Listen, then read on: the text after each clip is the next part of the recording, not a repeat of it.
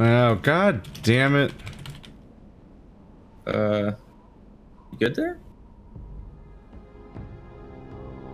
It's just fucking YouTube's so stupid. Oh, is it not streaming? No, I was trying to use the new stream dashboard. And it's so incredibly convoluted and nonsensical, and it has like a create new stream button, all these other buttons that don't make any sense. And then I go through all this process setting up a new stream on the new stream dashboard. And it doesn't actually And then I hit stream and just nothing's happening. And I'm like, what? Why isn't it showing up in the video? And then I go over to the old dashboard and it's working there. And I'm like, what the fuck? Yeah. Like I go to the old dashboard and that one's working. It's like, well then fuck you, new dashboard. You're not even gonna show my stream. What's the point of all these show like new stream buttons and things? No, and so you have to change your stream code every time. Every time? You need a copy of the one that it gives you. That makes no sense. It does not make any sense, but that's how it works. You have to go so many menus deep every time. Yes. That's pain. Yeah, do you not realize that YouTube actively works to push you away? This isn't for you. It feels like YouTube's actively trying to make my job harder constantly while not actually adding features. Like the uploader, we have to upload one video at a time now and answer several questions about your video and then go through 5 pages of stuff to upload one video. And then you just have to sit there and wait until the video is completely done uploading, and then you can start a different upload. Like but Keith, do you know like how much 10 money times that harder. saves? And it doesn't help in any way. Millions of dollars. It's a nightmare. I want to die. Yeah, that's the point. If it becomes harder for you to do your job, then you won't do it, and it's easier for YouTube to shut down because that's the whole goal. That is literally the company's prerogative. Kill YouTube. Free video to people was a mistake. It has to be charged for. It does often feel like there's an intentional thing of like, all right, we lowered the barrier for entry for making video online and so on. How can we wring out all of those people and make them go away that aren't the ones making millions of dollars? Because if the only videos on YouTube are the ones making tons of views constantly, then they make way more money than if they allow any of the other content creators on smaller scales exist, which is dubious, of course, because that's how those people came to exist in the first place. Was they started there? Like that's how you get continual Keith, do you not understand our own economy, creators. which supports these businesses that have existed for hundreds of years but doesn't support smaller ones? It's like a whole thing where it's like, yeah, like YouTube like the big creators constantly like burn out or leave or get canceled or whatever, or die or arrested and so on. There's a wide spectrum of what happens to other YouTubers constantly. So like you need fresh blood refreshing every year. That's why every time I hear about new popular YouTubers and Twitch streamers, I'm like, I don't know who any of these people are, and it's because they keep coming out of the fucking woodwork. Yeah. Oh like, yeah. The rotation of popularity is just like it was in like high school. It comes and goes, ebbs and flows. There's no constant. And there never can be, because people are never constant. Never. People are always changing, always moving creatures. They came for you. Who came for me? But yeah, now the side effect of that is that the notification that went out for emails or whatever is gonna be telling them all that it's an Overwatch stream, because I changed the complete other new dashboard page about the information, and now the old dashboard was still set to Overwatch, so now everyone's gonna get notifications for Overwatch. So the people who want WoW aren't gonna show up based on notifications, and the people who want Overwatch are gonna show up and then see it's WoW and leave. It's like, cool. I'm just gonna get the viewers that happen to be looking at the stream page. Just post on Twitter. Just take a post on Twitter and say I don't have a noticeable Twitter following. My Twitter followers are negligible. They're not representative of my audience. That's still at least some. No, I'll get the most viewership just from people opening their subscription page and just seeing the current stream running right now. I guess that's also true. It's just the notifications are broken, so because it didn't update the information correctly, it'll notify them the wrong game, so the people who want this game won't show up, and the people that want that game will leave. It's like, cool, great. But oh well. Have you ever tried TF2? Kind of. Like kind a of. millennium ago. Yeah. Yeah. Well, it came out in 2007 in the orange box. I know. Yeah. So I had that box. I played all the really interesting, cool games that were like incredible. So I was like, oh, you play through all that Half-Life trilogy shit, and then you like play Portal, which is like one of the best games ever made, and then it's like, oh, there's also this weird multiplayer thing, I guess. Yeah. I was like, I kind of like this guy that puts a turret down and it just shoots stuff, and I whack it and it repairs. Torbjorn? Yeah. But no, I don't think I basically just can't say I played it. I played it on console, but like took nothing from it. In fact, I don't think I ever played a real. Doesn't TF2 have a payload mode? Yeah. Of some kind? I've never seen it. I think when I played it, I think it was further into it though. Yeah. Like I think it started out as a death match, and then I think there was modes added. I think there was like capture the flag and death match at launch. Yeah. Yeah, definitely. Because I was at a LAN party with my friends when they were playing the TF2 beta, like before it came out. And so like I saw it really early, and it's just like, oh, there's like colorful characters, but only a handful of them, and like you can play capture the flag or shooting, and it's like, this is like Halo but worse. Wait, was my takeaway at the time, because I liked Halo a lot. And I'm like, well, I don't really love playing most of these characters, and the only modes are capture the flag and deathmatch, and I don't like the deathmatch as much as Halo. And capture the flag is my least favorite objective type in all of shooters. I don't like the whole run to the enemy base, grab the thing, run all the way back process. Yeah, like, I don't like any of that. That's fair. I'm Halo more is of a fan so much more interesting as a mode. You know what? I'm actually a lot of fan of the Halo skull. I like the skull. Oddball is interesting. Oddball, I think scratches that itch a little bit better because it feels like you have a chance. You know. But yeah, like I just don't care about. I never really cared about the game, and I didn't pay any attention to any of its changes. So the only thing I knew about it is that they took a game that I didn't like that much, but you know, had charming characters, and then just shoved fucking 13 gallons of microtransactions straight up its asshole. And it got completely... Were they microtransactions? I thought they were just like, it just had a marketplace. Loot boxes are microtransactions. Did it have loot boxes? Yeah. Not only did it have loot boxes, I think it was the model where you have to like... You'll get boxes, but you need to buy keys to open the boxes, like that kind of shit. Oh fuck. But yeah, like it had like randomized crazy loot systems to keep you going, and which I didn't like because I'm like, but your game had an aesthetic and you're shitting on it. All these characters had designs, and that's just out the window. And much like me shitting on Fortnite, it's like I'm on the wrong side of history or whatever. Great, but like I'm just like. It's like I have the same thing about like Paladins and Overwatch, where I'm like, wait, these characters have like designs and aesthetics, and you're ruining it by making like 50 costumes that don't even resemble the original character and so on. Like I do not like that entire approach. And like in particular, there was a very uniform style to every character in TF2.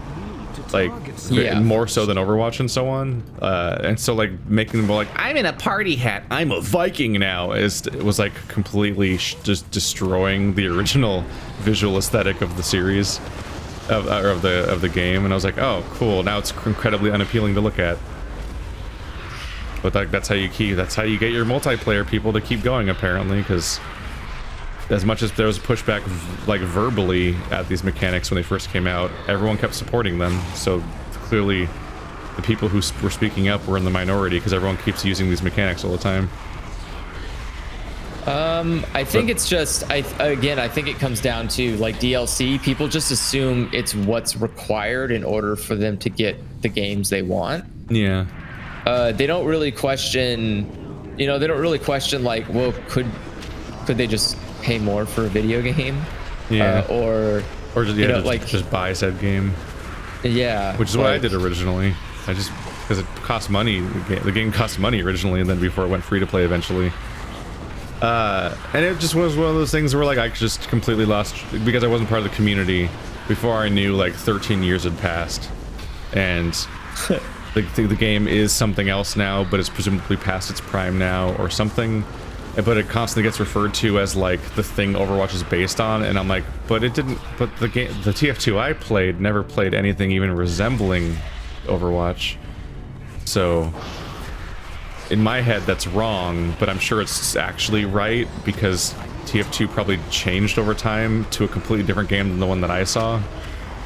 Which is weird to think about because like that's not true for Overwatch, TF2 did have a for PvE example. mode, which I thought was like, wait, It had a why is that PvE. PvE? It had a PvE mode? Yeah. That wasn't there when I played it either. It had like a mode against bots, like robots were trying to. Weird. It's basically like it was like during the COD zombies kind of era. Oh Jesus, there's patrols. Oh Jesus, there's patrols. They just walked right up on the side. Thankfully the other group was dead, I guess. For the most part. Okay, but Yeah, shit. But yeah, the only thing I like about TF2 that I remember is just it plants the seed for this idea of what if competitive shooter, but every character is a fundamentally different like player. Because I find that really interesting. yeah. Like I grew up playing so much Halo and stuff like that, and like GoldenEye, that like playing a shooter where characters are not the same character is really interesting and kind of hard to come back from. Like, oh, we're actually playing different characters that play differently, and the choice of what character you play or how you play them is like a much wider spectrum of things. So like the huge endless well of like Overwatch characters to practice and also learn how to counter and also learn about in general, like makes the game way more interesting to think about than like 8-on-8 match of symmetrical Spartans just shooting at each other with the same guns and so on. I can see that. I don't know though. I think there's something enjoyable about the idea that everyone's on an equal playing field. Yeah. That Halo offers. Like I really do like the idea that I can be the best Halo guy, and that means something. Or when I say like I'm the best at Overwatch, what does that mean though? But like something maybe like I'm just. But modes like Payload, for example, would be so much less interesting if you weren't playing characters that had roles, because you would just be a bunch of Spartans. If you were like 6-on-6 all soldiers playing Payload on Hollywood, you would just be having a frag fight where one team's trying to push a thing. Yeah. And you know, in some weird way, like in the beginning, I felt that way about Overwatch's Capture the Flag. I felt that it really needed to be like the old style, just everyone is soldier basically. Yeah, you can do that in Capture the Flag. Yeah, because otherwise, like, how, you know? But then there's other things like, yeah, like a Payload or Capture. There's a reason why Capture the Flag has never been a quote unquote like real mode in Overwatch. Yeah, it's always like a fun arcade option.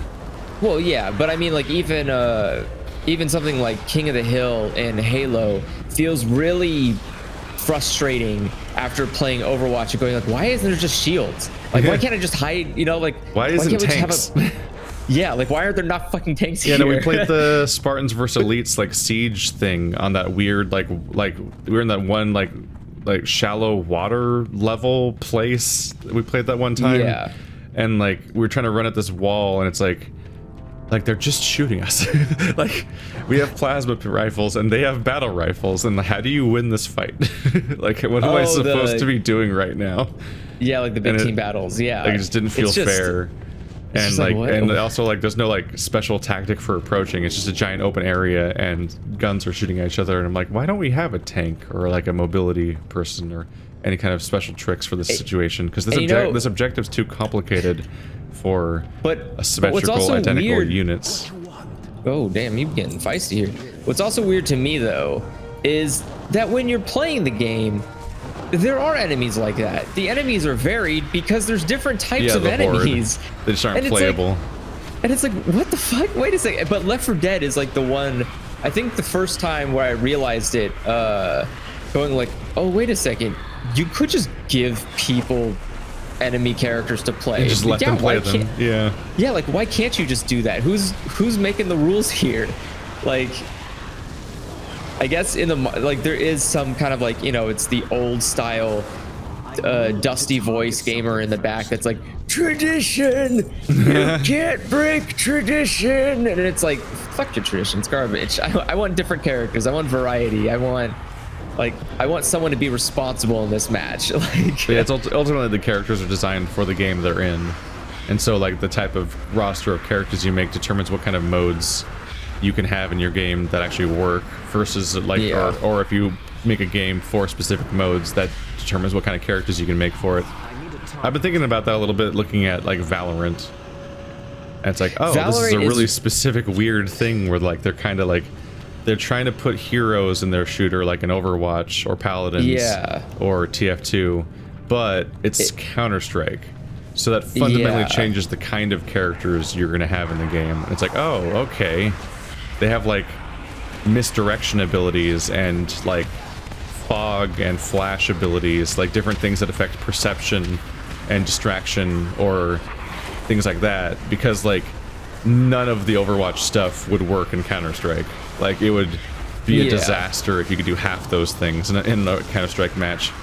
Like Rainbow Six Siege does this, but like, it's really touch and go a lot of the time. It honestly, again, you know, I hate to talk about it, but balance is always the thing that fucking comes up. Well, yeah. It's like, how do you fix these characters? These, you know, like this one person who can do flashbangs is maybe a little too strong. Like that's the thing with like with a cast like Overwatch in a Counter-Strike game. There's a thing where it's just like half the abilities would be completely overpowered and break the game, and the other half the abilities would be completely pointless because the enemy just headshots you. Yeah. It's like, what's that ability even for? They just shoot you in the face. So like the call games built around the idea of like, what do you do when everyone just headshots each other?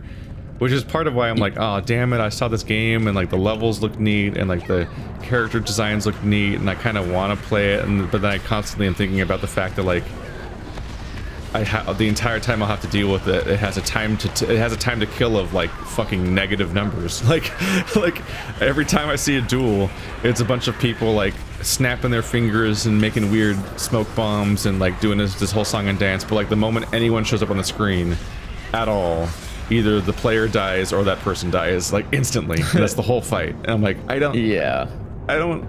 This isn't the kind of shooter I normally like. But there's part of me that's like, you know, it's this new thing's coming out. I should try to cover it and give it a little peek-see and take a look at it. But did you get a key for it? Fucking harder to do than expected. God damn. Yeah. Like the only way, I guess it's like a closed beta right now, so they're trying to be all exclusive about it, and you can only get a key by connecting your Twitch account to how many Twitch followers you've got? Oh, brutal. No, not that. No, if I was like famous, they would have already reached out to me or whatever. That's how those people get connections or whatever. I mean, like the way a normal person gets keys is they have to connect their Twitch account to their Riot account and then watch streams constantly that have drops enabled, and I hope they randomly get given access to Valorant by just consistently watching. And according to Effie, the way that drops work on Twitch is you have to keep it as your main focused window with the volume on. Yes. And it's like, what the fuck? So today I was running Twitch streams in the background, quote unquote, as the focused window because I was recording console games. So I wasn't using that audio channel of my computer anyway. Yep. I was gonna say that's exactly. I did that for like 5 hours and didn't get access to the game, and I'm like, all right, well, this is fucky. And I'm like, meanwhile, fucking Valorant keeps bragging about their viewership numbers, and I'm like, yeah, because you're fucking exploiting people. You're like tricking them into like watching these streams, even if they're not actually watching them, just running their computers on the streams to make it look like people are watching the streams, just so that you can then brag about your stream numbers. but like you do realize you're this is clearly what like fucking Overwatch League did, right? You're so clearly chumming the waters. I mean, you're not They going to did this, see and me this is defend why- literally any of the practices around Overwatch that aren't just the game's creation. Like, I'm not going to. I think all of the Overwatch stream stuff's garbage, and the loot boxes are garbage, and it's monetization's Well, I just garbage. mean like this is a problem that happened with Overwatch League is that they inflated they like hyperinflated their numbers by having these drops and Overwatch coins that you can get on Twitch, and We'll be playing more Yakuza. A video went up today. How much you want from me, man? come on, man. Watch it twice. There's been a if you video like it every that day. much. Maybe you need to send 7 videos a day. Just Now's a good time to become try TF2. Probably not. Our group Sure it is, all the pro players are gone. Our group just got into Paladins and is also in the middle of Overwatch, where they just added a new character. I don't think we're gonna like half the group never made the jump to Paladins even. I don't think we're gonna just randomly convert to another thing. We're already playing Overwatch and Paladins and Call of Duty Warzone, depending on the group that we have. I haven't played Warzone in a while.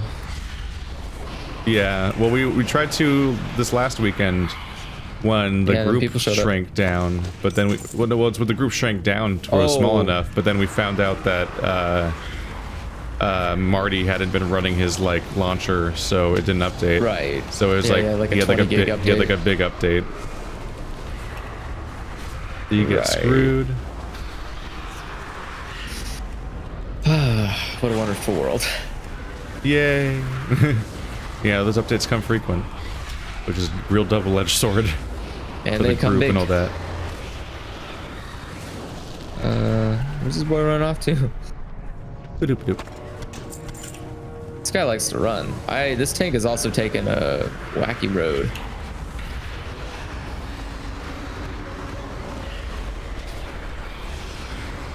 Also, I want to know how to look like him. I want to be that skeleton. I love it. I want to be skeleton. Give me skeleton. I love that. I love polymorphs where you can be skeletons in games.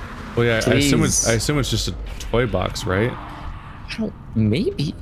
I assume he just has a toy box item. Look, if he paid money, I'm willing. Where? Yeah, I wanted to at least do like a let's try of Valorant for the sake of, my job. But fucking it's easier said than done. Step 1, be already famous or win the goddamn Twitch lottery, which is not really worth farming at this rate. Like I did a let's try of Bleeding Edge, for example, which I had fun with. I don't know why you don't just multi-stream. What do you mean multi-stream? Just stream to both at the same time. Oh, you mean me? I thought you were talking about farming the viewership. Oh no. I don't know. It just felt unnecessary because I constantly had significantly higher viewership on YouTube than Twitch, because that's where my actual audience is. It's not about. I mean, you couldn't bring people from one to the other. Ba-doop-a-doop. Just felt like additional layers of artifice to have to deal with and have even more chats open. I already have OBS, voice meter, the YouTube chat, and Discord open at the same time. On one that are all just like soul fighting for like corners of one screen at all times. Meanwhile, streaming on Twitch just feels pointless because 1, I will make no money. And 2, it's not where my audience is, so I'm just streaming to like a void to hope that random people come across me. Which just further adds to the idea of having to explain to them, like, yeah, I don't do the whole weird song and dance you guys want, where I do like a fun, like, telethon fucking, like, verbal hand job thing where you have to, like, act like you're everyone's friend every 2 seconds constantly when you're a small Twitch subscriber. So, like, why isn't he acknowledging me? Me, Dustfan69. Why won't he fuck me? And it's like, I'm not. Go, I don't like this, go away. And like I think you're basically not allowed to make money on Twitch until you become like a proper like affiliate or whatever, which requires you to like then be more exclusive to Twitch than YouTube, and you're not allowed to be doing the double thing anyway. So like I think Twitch's policies don't play nice with the very idea of doing multi-stream. I don't know, essentially have to actually. become a I've Twitch always- person, I think. Whenever I stream, And it's I like, I'm always clearly not multi-stream. going to be a Twitch person because I spent like the last decade doing everything on this profile. And I also don't want to make my entire life, my livelihood be based around like one-off donations and hope they always come in at the right flow so that I can pay my rent. Like, that's not a jump I'm looking to make unless I'm forced to. Again, it's not about like, it's like I said, the idea is not to have a following on Twitch. The idea is to find more audience member, like find new people to bring to your YouTube. That people don't like that. What do you mean people don't like to make leaps? If people made leaps between platforms in the first place, I would have already been streaming on Twitch because my YouTube people would have been not ignoring all of my things about how like, hey, I'm streaming on Twitch, back when streaming on YouTube wasn't a thing. But I would Why go would to, they go and watch on Twitch though would, if they can watch, if you're streaming to both? They're already on YouTube. No, you I'm saying like, I was them... saying back when YouTube streaming was not a thing, you had to go to Twitch and no one would make the jump. I would constantly be like, yo, I'm gonna go stream on Twitch, and no one would make the jump to Twitch. There's no reason to think that people would go from Twitch to YouTube.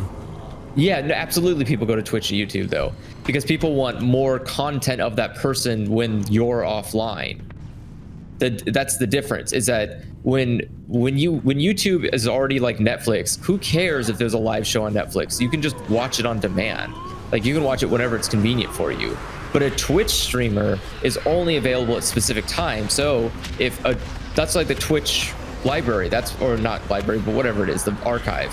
That's why that's so important. I did multi-streaming for like a year at some point, and it didn't do anything. Oh, trust me, it takes a lot of time, and it feels because Twitch doesn't have discovery algorithms. No, like you just have on to YouTube, get lucky. I'm streaming to my existing audience, but on Twitch, you just go fuck yourself. If you don't have an audience, again, you just go fuck yourself. There's no harm. You don't there's no harm in exist on shouting Twitch. into the void. Basically, is like the approach I've always seen. The harm is it's just more work for me. No, it's not. You just use like restream and done. If streaming was zero work, you would probably be streaming right now, which you're not, right? The only reason I don't like, I'm not streaming because I always feel weird about it. I don't know. I don't like to. I don't know. I have weird mental block shit about stupid garbage. That's not important. The important part is that throwing shit into a void and not putting any energy into it is still more than completely ignoring it. I don't need like a new toxic chat open that I have to deal with that's entirely made of people that aren't my fans. Well, I mean, yeah. Like on YouTube, it's literally my subscribers, then randomly someone will stumble in or whatever, but it's not meant to grow the channel, it's just a feature for my subscribers. But Twitch, trying to go on stream on Twitch for the sake of growing, all that means is I just constantly have to deal with people being confused or irritated with me constantly live. Because like if I read the comments for current YouTube videos, those are the comments from my subscribers that like want my content and are watching the new thing. But whenever there's notifications for any of the other videos that aren't new, it's just completely random people watching random videos, and that's where all the really toxic, shitty comments happen every single day, and there's just an endless flow of them. So like I don't really need people discovering me via the streams, and then I'm getting shitty comments live while I'm doing the thing, and it just actively makes me less like not want to stream anymore. Okay. I mean,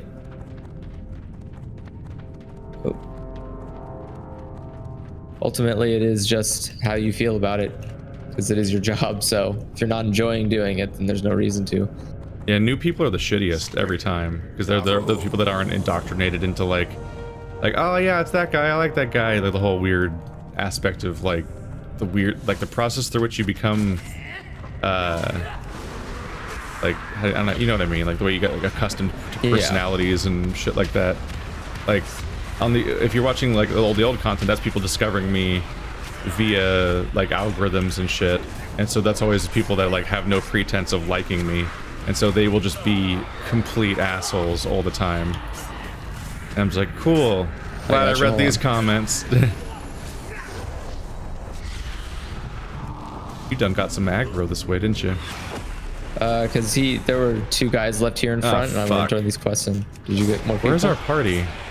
They left. Are they ahead of us or behind us? They're one of them's gone. I don't know what happened just now. I think Tank is walking all the way back around, or he's walking somewhere else. I got a little lost here. Fuck it, I'm gonna Void Walker. Oh, one of them came back.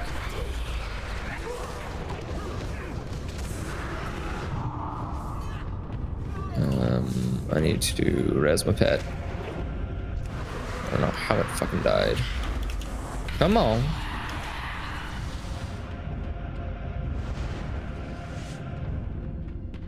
I don't know where they ran off to. The weirdest animal of all is the YouTube viewer that complains I don't stream on Twitch. I'm like, you're already here though. Oh, wait, I think there's like... I'm like, these don't have... more things these two to websites kill. don't have meaningfully different functionality. I don't know why. Like, no, streaming's only good on this profile instead of that profile. Even though I'm already on website A, I want you to stream on website B, where it's still the same stream and the same IRC chat, but like for some reason it's better if you stream there. And I'm like, but fewer people will be there and I won't make any money. Yeah, but stream there for some reason. I have a weird attachment to streaming on Twitch. So I'm a Twitch stream fanboy, even though I'm also a YouTube user and can get the same service both ways. It's so odd. They've never given like a reasonable explanation for why they're so attached to I'm already watching you on YouTube, but stream on Twitch instead of YouTube for some reason.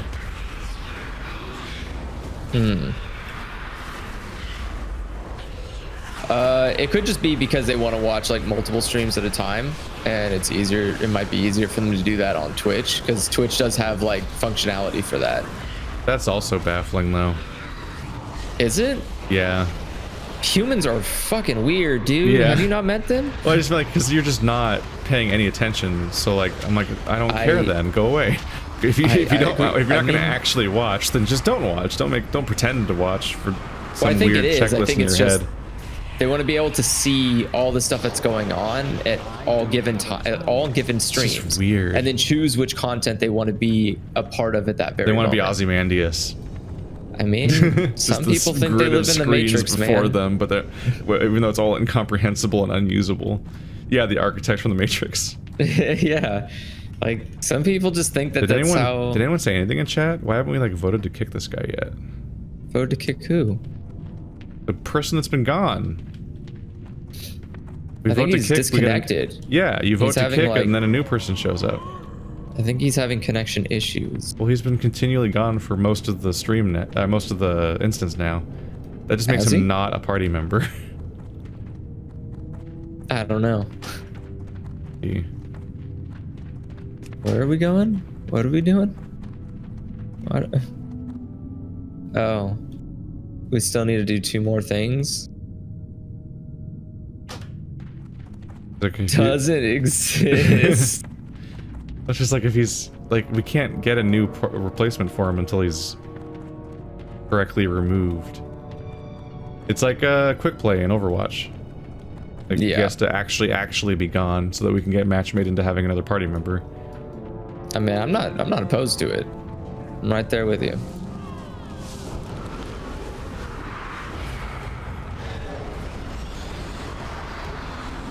The multitaskers are always interesting to me, where I'm like, I don't get it. I don't either, but I've definitely seen people like I get it for other YouTube channels, but like I don't get it doing it with me because what? Reason given it's the same person, right? Yeah. Whatever. I guess the first one failed for some reason. I don't know why. There we go. There we go. Now we can get a new person if... Good job, team. Maybe the party member... Does the leader have to do that? I don't... It doesn't say we're searching. I've lost track. Yeah, whoever's party leader has to queue. Yep. But I mean, GG poor for me, it's like, I get it with like certain things like Game Grumps or whatever, where like the commentary can be funny without actively accepting what, like understanding what's happening. You know what I mean? Yeah. But like one of the weird things I get is that like I'll be playing a game like Ori and the Blind Forest, and someone in the comments will be like, "Can you turn subtitles on, please? Or can you read the dialogue out?" When like the weird voice is like playing, you know, that guy. Yeah. And it's like I like to have these videos running while I'm cleaning and stuff, and I'm like, this is a platformer. Like this, of all the things to multitask, there's like. This playthrough will not have a story, and like I'm not like a jokey boy. I'm just like playing the game and like doing a blind playthrough of a game. and it's a platformer. So like, if you're not watching the screen, what the fuck are you getting out of this video? Like, if it's not like, if you're not watching these to things, yeah, like if you're not people want to hear you react. Like there aren't like shocking twists to reveal, and I'm not like joke a minute when I'm, especially not when I'm alone. Like that's like a group commentary thing usually. Maybe those people are clapping their knees so hard they got bruises. That is, well, that is one of the effects of solo commentary. Is like I don't fully internalize when funny things happen. Sometimes it's not, because obviously it's not that you're not funny. I've laughed. And so on. I mean, we've laughed a lot. So yeah, but quantify that. But it's also in group stuff. I'm like making people laugh on purpose. Sir, this is not, this is WoW, not a platformer. Do not try. Like when I play group stuff, I'm like making people laugh on purpose, as opposed to like solo stuff. As opposed to by yourself? You don't try to make yourself laugh? I mean sometimes. But like that's all that matters, man. If you're making yourself laugh, then you're making other people laugh. There's a huge gap between solo and group stuff. Oh, I agree. And I feel like if you're watching something like Ori and the Blind Forest, and not watching the screen, you're like, what? Like one joke might happen per half an hour. That was worth listening to the whole video for. And I was like, this is a strange choice. Find a podcast, ma'am. There are podcasts out there. People's choices. I agree. Yeah, my takeaway is just I'm like your behavior's insane. I'm not gonna change the show to like make it fit your bizarre use case because you're using this content wrong, and it's like you're allowed to do that, but I'm not gonna like warp it to suit your needs as a result or anything. You know what I mean? It's I understand. Yeah, it's like when we got that guy that was like. There was that guy that was like he showed up out of nowhere and he was there to he wrote like a review of our let's play of Cuphead, remember? And he basically wrote a review of our let's play of Cuphead and like to tell us how to run our channel better and stuff. And it was such like shitty, weird, bizarre outlook on like the rules of how a YouTube channel is supposed to work that instantly we read it and we were like, this guy's from the r/let's play subreddit, isn't he? Because he just got all these stupid ideas. And of course we looked at that, we looked at his channel and he's like, he has no subscribers. Like he's a nothing channel. Why does he think he's got like this foot to stand on to like tell us how to do our thing when we've been doing it for years? And at that point I was already doing this full time, so I was like, the fuck is this guy? Yeah. And he went, and when I mouthed back to him, he went crying to the Let's Play subreddit, proving me right. Because he went like he went crying to them because he thought he was in the right and wanted people to side with him, and they didn't. Because he was out of line in general, telling us what to do and everything. But his rules were so bizarre. Sir, like he thought that we should start every video by like explaining what happened in the previous episode and then saying what our goal is in this episode. I'm like, bitch, this is Cuphead. We're fighting the boss, the guy on the screen. Have you never seen a video game before?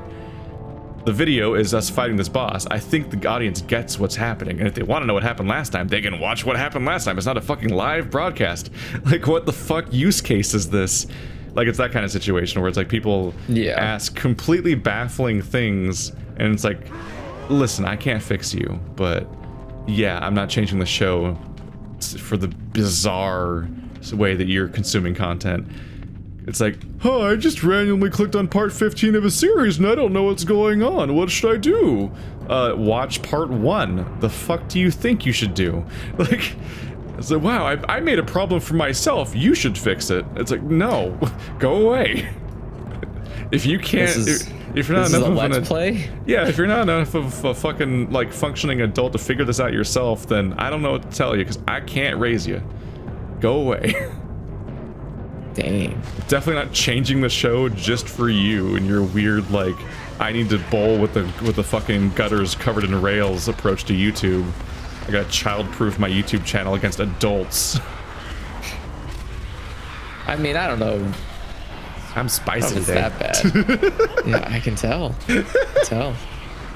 I don't know about that guy was an idiot. That guy was such an idiot though. Oh, like I agree. No, that guy was negative. He got negative comments on his channel, and he accused us of this conspiracy of harassing him. And but the entire time that he was actually dealing with those negative comments was while we were in the middle of doing our Extra Life 24-hour stream or whatever that we did, where we played Slay the Spire and things for the first time because it was just a whole day of Let's Tries. And he had this whole conspiracy that we were harassing him. It's like, no, you're just getting normal YouTube comments. Someone, see, because like we said before, he didn't have any viewership. So like when he randomly had a little viewership that day, he lost his goddamn mind when he didn't, because he couldn't deal with like the normal behavior of viewers. Yeah, it's but like, let me tell you about the negative comments, we never like sicked our audience on him or anything. We've never called that guy out or said who he was or anything. Nope. It was like, I mean, we're calling him out right now. But you still know who he is. You still know. The best you can do is dive. All you can do is dive through the archive of countless. Oh yeah, that would be the fastest way actually. And if I didn't delete it, I was gonna say like you would never find the post in the Reddit. I might have eventually. Maybe I might have deleted it specifically because we talked about it. And it's like, haha, now you can't track it. You have to go on Sad Games because it's not on yours. Yeah, which no one does. Yeah, exactly. So secret safe. It's in the sad vault. Will we see your rogue make a comeback in the future? I guess they're probably a Patreon subscriber. I was like, no one has seen my rogue. He's a secret. Who are you? Because he's not in any of my Let's Play videos. I'm coming to your house. I guess it depends on whether or not I raid with Marty. If I ever end up raiding with Marty's guild, then one of my max level characters would be the one I use. But I've never really discussed that. So the answer is maybe. Yeah, my rogue's max level right now. I want to get the Volpera rep, but I figure I should do that after this. Which is a bummer because I wanted to level up a Volpera during this event, but I'm like, I would spend the entire event just trying to grind the rep and then still not succeed. Yeah, it's dailies. But also, like, I think I'll buy, like, when I buy the expansion that's coming out this year, I'll probably just level boost my Volpera to max level. I was gonna say, like the expansions have the level boost, so I think you can do that, right? Yeah, that came to mind because my brother pre-ordered the expansion, and so he instantly had like a max level character on on his server, and I was like, oh right, that feature that exists. You got to pre-order it though, so.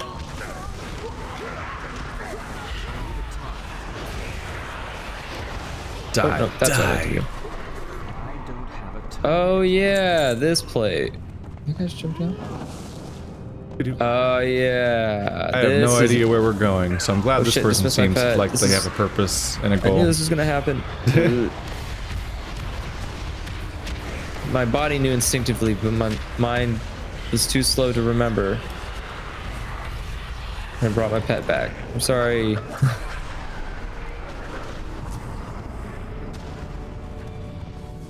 All right, prepare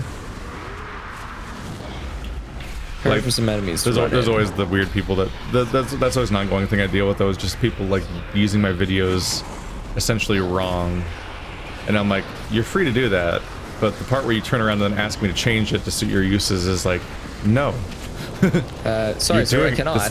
Yeah, I get a lot of feedback about how my videos are bad walkthroughs, and I'm like, okay. They're not walkthroughs. They're not called walkthroughs. Did I put that in the title? Are they called Let's Walk?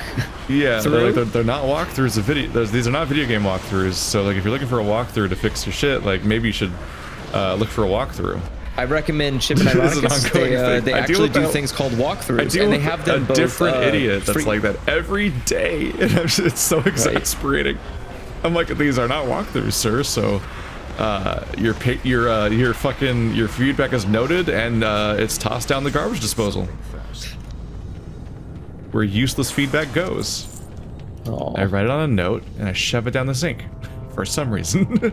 That's apparently the implication of the sentence. I mean, you could put it in a shredder. Paper shredders exist. No, garbage disposal, where the garbage goes. I mean. Shredded paper is garbage. I don't know who's getting anything out of paper. Earthing? Oh, there's a dead guy. Whoops. I didn't notice the corpse. Oh, because they were standing on it. That's probably part of it. I did not notice a corpse either. Oh wait, I am a warlock. You could have resurrected him. Well, only preemptively. You can only put. It wasn't the tank that died though. Yeah, I can only... Was it the tank that died? I think it was. Oh no, sir. Like, you should have given him a thing. I can only, put the shard on people preemptively, which I forgot to do. But, no, I had a moment of like, oh no, I didn't revs him. I'm a bad healer. I'm like, wait a minute, I'm not a healer. You can't fool me. Oh, wait a second, that's not my job. But no, I was, I've been playing as my shaman in my off time, and so he has revive. And so I just had the gut reaction of like, oh god, I'm so sorry, I wasn't reviving him after the fight. I have like, that hang on a sometimes minute, because I am a warlock. I do not do that. Yeah, I've been playing. I always play like Elder Scrolls Online with a friend, and I have that problem where I just like I'm always a healer in that game. Yeah. So when I'm in a dungeon, I'm like, oh shit, I didn't heal. My bad. I forgot I was a healer. My bad. Just a normal day where you forget you're a healer. And it's a role that comes with responsibility. But like even my shaman's not a healer, but he does have res for obvious reasons. And I go into off heal mode in emergency situations. Like I'm just always kind of keeping an eye on the health bar of the tank and various other people, and I'll pop some like flash heals on them. Because the shaman is fucking weird. I told you about this before, but like they made it so shamans don't use mana anymore for any of their attacks. They just spam attacks forever. Like I look around on the spell for like the mana cost, and it's just not there. And I'm like, what do you mean it's not there? It's like, yeah, it's just an attack. It does this much damage, has this casting time, and maybe a cooldown, and it just works. And I'm like, what do you mean it just works? It's magic. Magic needs blue. You cast magic with blue. You can't fool me. Oh, like I'm just so confused by the premise. We don't have any quests to turn in, do we? No. Oh, because we didn't do the quest. The heart of the mountain. We did. Stuff. We just finished bonus quests. That's why we already did. We already turned in the other quests. Obtain the heart of the mountain. Good. Huh? Isn't the heart of the mountain from this quest? Blackrock Depths? Yeah. I can see it over there on my mini-map. Oh. How do we get there? I'm assuming we're fucked because everyone left. Yeah. People are just like, I don't believe in quests. Fuck you. I'm out. Oh well. Alright. Today we're not gonna clear all that trash ourselves, or if we do, it'll take a long time. It will take a very long time. Sunken Temple. There you go. And Strath Service. Very long time. There we go. Dude, I forgot what I was talking about. Oh yeah, but like none of my spells cost mana, but I have a mana meter. And it's like the only spell that I have on my entire character is my heal. That's the only one that uses my blue meter. I'm like, this is weird. So I feel like it's my duty. And it's a relatively strong heal, but it just runs out really fast. Like if I use a heal, it heals the tank for like 20% of their health bar, but takes up 20% of my mana bar. So I basically have like one extra health bar of health for the tank, just sitting in reserve. So which is, like, I mean, that's a pretty good panic button. Yeah, if you're in a really big pickle. If you're not the main healer, yeah. Yeah.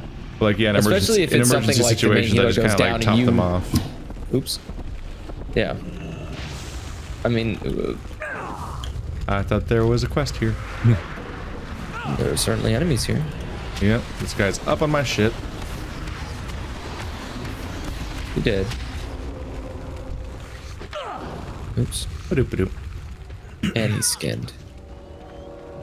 Oh, this is the weird town that blows up area. This quest is weird. Okay. Yeah, I explained it really well. GTL friend. Gambling. I believe you. What do I gotta do? Gotta kill these static charged hippogriffs? What? Wait a second. Yep. We're killing Static these animals shock. because they're statically charged. Yeah. That's it. I think we're about to try to wheel... a cart full of dynamite, and anything would set it off. I think that's what happens here, if I remember correctly. So we have to, like, all these, like, static-y hippogriffs have to die. This is it's really it's a goblin zone, so it's silly as fuck. All the goblin zones are absurd in a kind of glorious way. I remember, I think a very old WoW video on the channel, I talked about this, where I was like, it's kind of weird that these things like respawn so quickly. Is this in real life? Like, do they constantly have this issue? Is there just like some kind of somebody just needs to be eternally culling them? Yeah, like there always needs to be heroes because there's some kind of just world problem. Oh yeah. This we still need fire on here. Big hitboxes. Yeah, I still need to get 4 more kills. I like how there's already people running around here. Great. I already know the outcome before we've even committed the crime. But no, this quest is a little cemented in my mind because it's one of those ones where if you don't read it, which is how most questing goes, it then blindsides you and you fail it and you're like, what happened?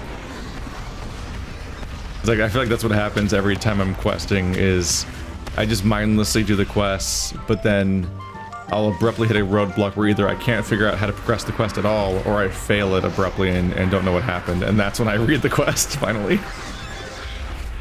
And like, you only have to do that like 1 out of every 30 quests, so like, it's a pattern behavior that's you get away with. It's reinforced. Well, you know, whatever makes it easiest for people is usually the method that WoW likes to go with. Dethroned. Wow, that guy's just dead. Yeah, what do you want? Grats. Don't you grats me.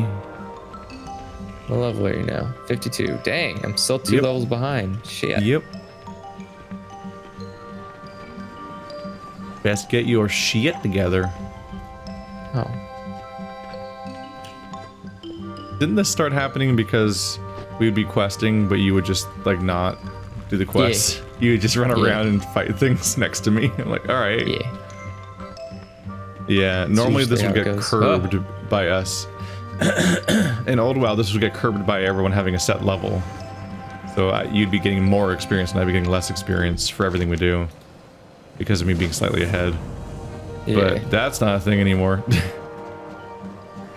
The only time that it might curve is when we're making the transition from 1 to 60 to 60 to 70, is that I might like hit the cap of our level range first and have to like wait for you a bit, or vice versa. Like being genuine, that's the one time where it's the edges of the scaling zones is the chances where that might help affect us. I think we'll probably be okay. Sure. Worst case, I'll just get on and run a couple of dungeons. Oh, god dang it. You are mounted, asshole. Oh god! Giant tentacled goblin! He doesn't even have a shirt abomination. on. Fight my golem, asshole. Wait. Axe toss. Oh. Felguard hurls its weapon, stunning the target for 4 seconds. Oh. We got the secret plan. That's not what I thought I was pressing at all. That tentacle is still alive. Yep. No, it's still alive. I was wrong about what that button was. Once again, reflexively pressed a button based on my shaman. I tried to summon the earth elemental to tank. But it was just a rocky like fist icon. But, yeah, I have a command demon ability tile. And so it does my demon's special ability, and so the tile itself changes every time I change demons. Ah. Because each one has a different ability, and it actually shows that ability instead of just like a generic command button. So apparently my Felguard can stun. Experimental raptor delivered. Hello, tiny rat. Oh my god, it's biting me. Help. Ah. What a quest. Gotta deliver it. I was just gonna get 5 of them that are all eating me at the same time. I'll just be getting chewed on by 5 raptors at once, and I'll turn them all in at once. I can take it. Do that? Yeah, I'm just covered in raptors right now. God. all eating me. There's blood everywhere. Everywhere. Oh no, it's like the beginning of Jurassic Park 2. No! Oh, don't get on a mount. Did they all vanish? Yeah, they all jumped off. Oof. Sorry. I ate up all the spawns. You did eat up all the spawns. Oh my goodness, there's a lot of fucking raptors on me. Okay. Yep. Where do I deliver these things to? Back to the guy that sent it in the first place, I assume. Back up on the ridge. Shit. Like where we just came from, I assume. Deliver them to the rocket beside subject 9. Yep. I can't open this box because I'm currently burning. Oh, Wait. well, that's going to make it harder for Hold me to on. finish it. There you go. There's all your babies. All And your there's a babies. rocket. All your babies. Enter the dungeon. Subject 9 from space. Alright, bye raptor. Wait, the raptor's from space? Hold up a minute. What a twist. Wait, you're gonna sit on them? Okay. Oh, I think we've been here. We have not been here. Never mind. I lied. I've been trying to keep on top of it. Every dungeon we do, I try to remove from the list. But it's hard to remember because some of these dungeons are broken into like 17 parts, and I'm like, I don't know, I can't tell you apart anymore.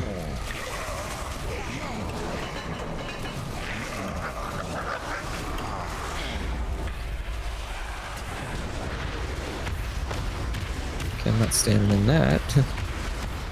This It's our area tank. seems a You're our little tank. densely populated. Set focus. Nice. Enjoy Soulstone, bear. Is he a cool bear, or is he just a regular bear? I can't tell what he is. He looks weird. He's got tusks, so Yeah. Oh, he's a troll bear. yeah, he's just a troll bear. Oh, Okay, so he had you bark regular- skin on. That's why he looked confusing. Oh. During fights, he gets bark skin, so he looks all weird and brown. And I'm like, what is this guy? Can't tell. Hey, wait a minute. Who are you? Who's this guy?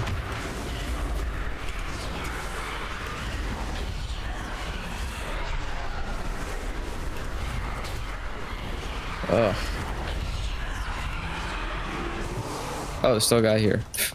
Walked all up, starting to lose shit. Like, all right, guess time to go. Oh, here's some more quests. Oh shit. Yes, this room's full of quests. Oh wow. Convenient they put all of them. Are you hitting a sink, sir? You need something? Yeah. See you later. You got Just having a normal one. This is an odd. Oh no, we all got quests at the same time and left the druid to die. No, he's fine. He almost wasn't. In our defense, that guy should have stopped to get quests. What does he think's gonna happen? Where's it going? I mean, you should have known that not everybody here is higher level and doesn't need quests. I mean, the level doesn't necessarily matter. It's just a matter of whether you've done this once before or not. Yet, let's see if he's gonna run back for quests. Did he actually Nope. need quests? I was gonna say, man, you better not. There he goes. There he goes again. All right. I do get a kick out of Mohawk Cat. Or Troll Cat. Okay. Oh yeah. I like that Oh, I they tried to know this differentiate place. them better. Because I think Alliance and Horde used to just, like, there was the Alliance Cat and the Horde Hat, and the Horde Cat, and that was it. Like, Oh, Alliance, yeah, it's just Alliance like had the the Panther literal thing, mounts, right? and Horde had, like a mountain lion looking thing that looked way uglier. And that was it. There was, like, little variations where, like, Alliance had funny ears and stuff like that, but that was a bit it. Oh, wait. Sorry. I think I remember. Oh yeah, you couldn't. Only one race per team could be Druid at vanilla. Yeah. It was only Tauren and Night Elf. So Night Elves were That is panthers with correct. funny long ears, and Tauren were like lions, and they looked really weird because they had like horns. Apparently, no matter how good you get at being a druid, when you're level 1,000 billion at WoW and you're the hero of all of Azeroth, you still can't pull off a perfect transformation where you lose your old features from your previous race. It's a quirk, all right? It's what makes you cute. This is my endearing character trait. Exactly. That's what makes it separated from Elder Scrolls druids and WoW druids. WoWs are fun. Oops, fuck, I fucked that up. I should not have got all those people. I'm sorry. That was my bad.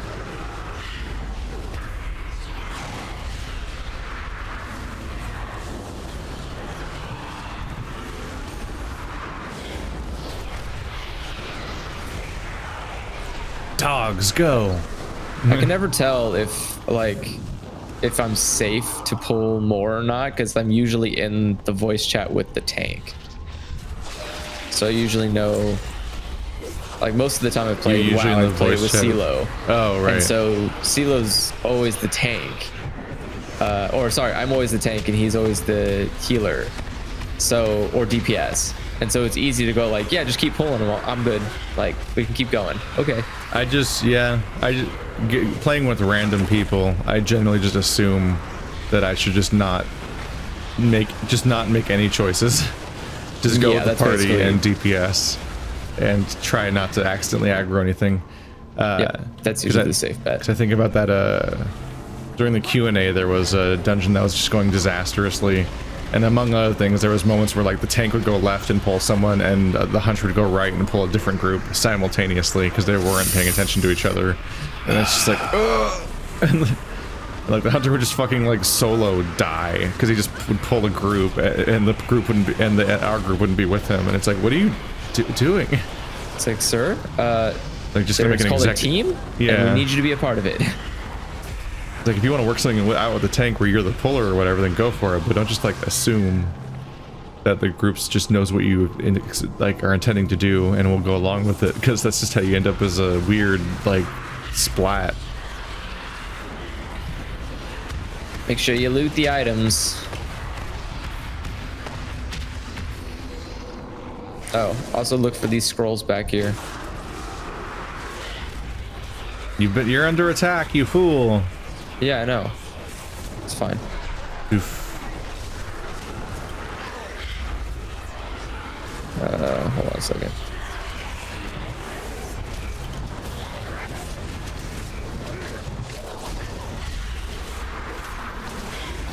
Oh, the pet died. Shit.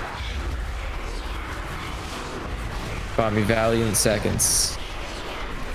That's why I gotta get one of the warlock pets that just shoots from afar and is never at risk. Feels like some hot bullshit. That is true. My pet's a spellcaster. Mine knows magic. Oh no, she saw us. Oh no, the boss saw us? I guess we can't let her live now. It's the Banshee Queen. Oh, I guess I'll kill you now. There you go. Ow. What the fuck? The queen commands me. Die, Nakalina. Owie. Oh. I just got nuked. That was rude. Oh no, I'm kind of worried the AI is probably going to play my character better than I play my character. Oh no. Then we'll know. Oh no. Suddenly I just kill everybody real quickly. I'm the bad one. I'm bad at the game. Oh.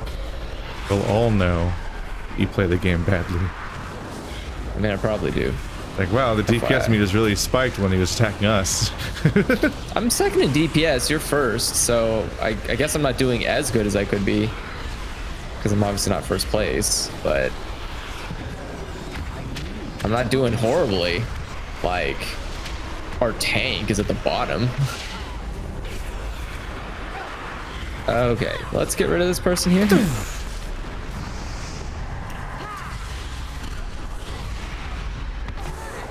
There we go.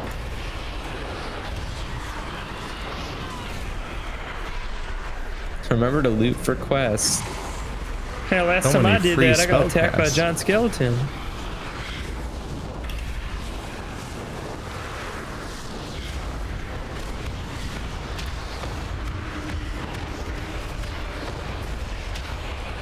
This fight has one of those feelings of like, shouldn't this be over by now?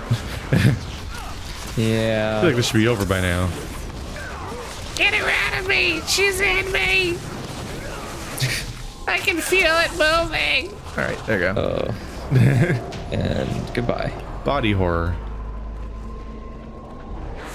Oh no, I've got A classic. I've got make me slow poison on me. There we go. Make me slow poison. Make me slow poison. I've got my ghost wolf form on my shaman, and I got this talent that lets me stave off using a mount for even longer. Because the ghost wolf does 30% increased speed, but the talent gives you 1% for every 1 second after you transform. You get 5% increased speed and 5% increased damage resistance every second for 4 seconds. And then it just stops stacking and stays there, so you get up to 50%. It's like, ah, this is alright. This is nice. And there's no cast time on Ghost Wolf, so I don't have to mount up. So and there's no during combat restriction either. So I just toggle between Ghost Wolf and normal form on a hotkey just every time I need to move. And just go speed mode. None of that unsatisfying. Like, hang on, I gotta like rub my hands together until a dragon happens. Why would you silence me? I'm not a magic caster, dummy. I just countered your magic. Doesn't make me a magic user. Yeah, it got all of us though. Oh, did it silence everybody? Yeah, I had to just sit there and be sad. Oh. Like, cool, I guess I'll watch. Hope y'all have fun. Much exciting. I was like, all of my moves still work. I don't know what you thought you did. But God, I miss playing as a warlock. Is this about my DPS or something? huh? He's like, God, I miss playing a warlock. I'm like, I don't. All right. Cool, dude. Probably. I mean, I would say most people who are at least somewhat critical about this game have a DPS meter. It's just a necessity to ensure that you're doing the best you that you can possibly Otherwise, do. how else will you feel smug?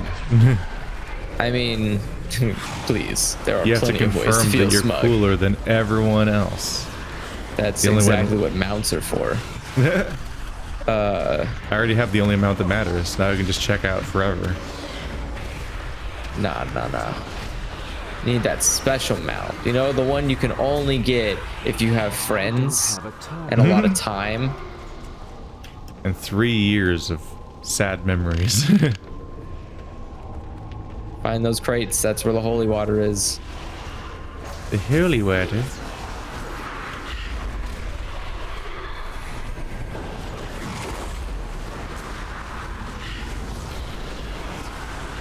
Holy water.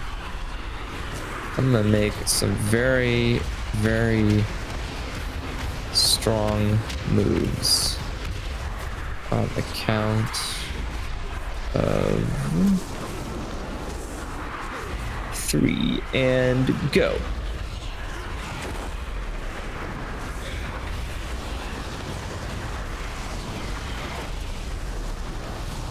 There we go. Ah, so much damage. Oh, I don't know if you saw on Twitter, I finally watched the Sonic movie. Yeah. Have you seen the Sonic movie? Nope. Are you going to see the Sonic movie? I don't know. It kind of looks like trash. Okay, it is. Like from the first trailer, it always looked like trash, and I'm like, fixing his face won't change the jokes. They didn't. Oh boy, it looked they like did the not. It looked like the lowest common denominator garbo comedy. And I'm like, cool. My least favorite thing to watch, unfunny comedy. You know what? It is. It literally is the lowest form of comedy. Like it will always still be the movie that featured the scene meow. Like it'll still be that movie forever, even if they hire Tyson Hess to make a cooler Sonic in it, which they did.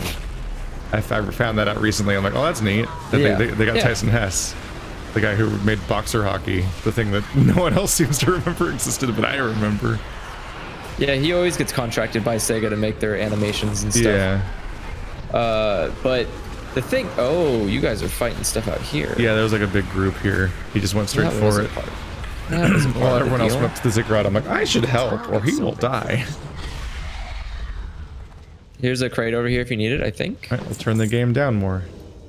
There you go.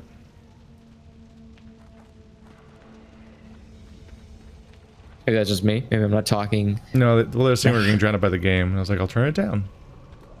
Did you get this crate? But I turned it up because somebody was complaining the game was too quiet. And then a stream or two ago.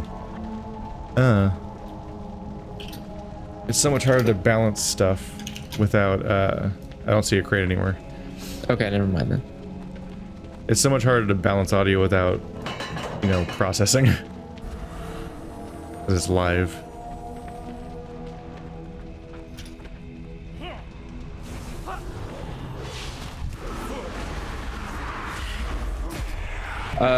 But, you know, I will say the only thing that upsets me about the Sonic movie is that it does have potential. Like they got 25% of the puzzle here. Sonic looks good, and I will say I don't think the team was 100% ready to finish was finished doing the swap, because there were some scenes that looked a little rough around the edges for CGI wise. But Sonic looked good in design, and Jim Carrey is a great choice for Eggman. But I think they let Jim Carrey improv, and I think that was a bad idea. Because he felt... Just kind of riffed random stuff. He just felt like pathetic. Not... Pathetic? Yeah, like, he just felt like pitiable. Like just some kind of weird, like, unloved kid. Like if someone just gave him a hug, he probably would have been fine. Like the Eggman character. Yeah. Just like wasn't loved enough vibes, and that's why he turned out to be Eggman. It just, I mean, in the story, they say he's an orphan. It's like, what? I don't think that's canonical. I don't think that movie is canonical. Although the idea of there being a canon in Sonic is also absurd at this point. You know what? Okay, here's what upsets me. This is the one thing that I couldn't forgive this fucking movie for. In the beginning, it starts off with like Sonic as a wee fucking baby in Green Hill Zone from the video game. And he's like, this is some alien planet I live on, and it's perfect. It just has nothing but a bunch of grass to run on. And he's like, I'm, you know, like I was abandoned as a baby, and I was found and adopted by some kind of fucking owl pun. And I was like, oh, okay, so some like owl. That makes sense. Wise, you know, old, whatever. It's like a CGI fucking and like anthropomorphic owl, or not anthropomorphic. Sorry, it's a CGI like realistic, hyper realistic owl. And I was like, it's just an owl. What the fuck? And then it says, oh, then some bad guys showed up to try to kidnap me, and the bad guys look like fucking Sonic characters. Like they have the cartoon eyes so and stuff. You get raised by a normal owl. Yeah, I was like, wait a second, hold the fuck up. You couldn't call Sega on the phone and ask them for someone to design a fucking owl? Go on DeviantArt, type in owl, like Sonic owl. There You'll probably probably is find an owl 100 of already. them. Like, there's so many characters in like an Archie comics or whatever. I was furious. How the fuck did you let a realistic Lion King ass looking owl raise Sonic the Hedgehog? Ass owl. It looked stupid. It had like feathers on its head. I was like, it's a fucking owl. Like it literally had, you know, like it was a tribe, like a tribal owl. And I was like, what the? Why? Why would it do that? Why would an owl wear its own feathers on its head? That's fucking stupid. Mind-boggling. I don't know why. Wait, so it was wearing feathers on its body that were separate from the rest of it? Oh, you just aggro. Yes. Yes, it was wearing. It was You wearing. you just ran too close to that mob and they came straight for you. Oh, did they? Yeah. Then I will fix it.